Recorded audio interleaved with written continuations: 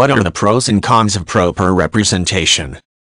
Proper representation, also referred to as pro se, is what occurs when a person in a legal case decides to represent him or herself, rather than use the services of a lawyer.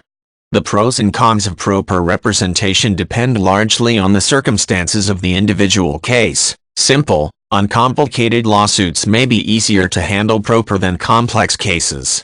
Before deciding whether to opt for proper representation, it is important to carefully examine the laws, case history, and legal process to determine if personal representation is the best choice.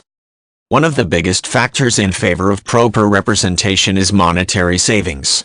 Lawyers are notoriously expensive, and it may be difficult for people with mid-range incomes to qualify for free or low-cost legal assistance. For those unable to afford a lawyer's services, sometimes the best choice may be to self-represent. Another excellent reason to opt for self-representation is a personal interest in the facts and outcome of the case. As a primary party, a person involved in a lawsuit will have extreme motivation to vindicate him or herself or prove a legal point.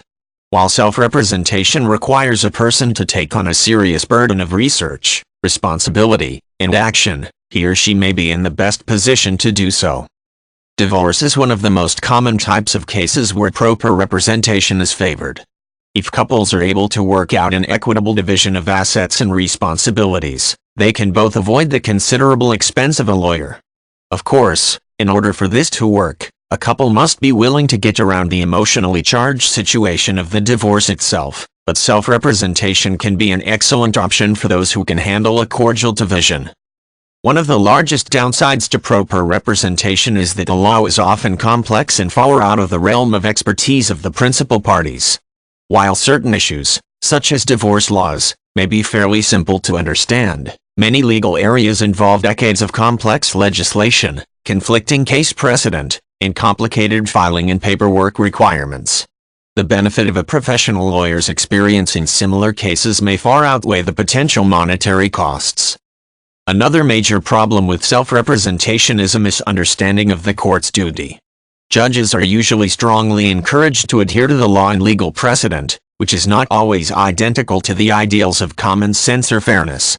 A person representing himself may be naturally inclined to argue for the way the law should be for fairness' sake, but most legal cases require the judge to determine the outcome based on the law as it stands. Self-representation requires a person to leave behind subjective feelings of fairness and build a case based on the laws, which may be difficult for many to accomplish.